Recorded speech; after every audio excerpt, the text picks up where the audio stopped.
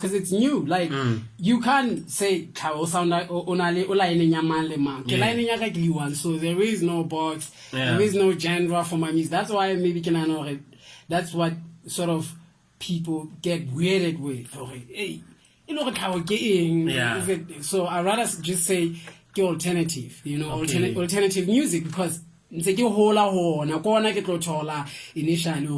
what is it that I'm doing? Ke influence it's about like American music, ke mino Sesotho ke hotseng ka ona, like Ntate Apollo Ntabanyane, that inspired the Ntabanyane in Cow, because when I was about 6 years, I think I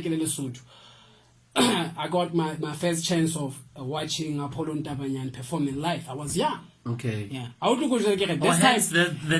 Ntabanyane. Yeah. Okay. That was the first artist I gave on. That's why I get this time I dwell more into the site la upbringing where so because even Monique my grandmother Ntatwaka and then Mutana music. Unana le gumba one of the speakers states gumba. So yeah, music that's why I get it's in me, and I know how it's effortless. Okay. Yeah, there's so many tracks. Literally, I got to hop by the mixtape every week. I got so many tracks. I don't even count them. What? I just record. Do you work with other people though? Yeah. In terms of features, people coming in. Renale project to last year, my super zela.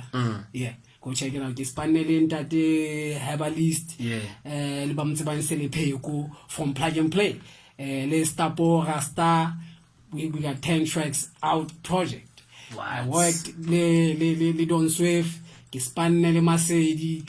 I'm still working. What? There's still more other features that are more to do. Yes. Nah, man, amazing. Yeah. I'm so impressed. And I've been waiting for this. So yeah. Yeah. I'm really into it.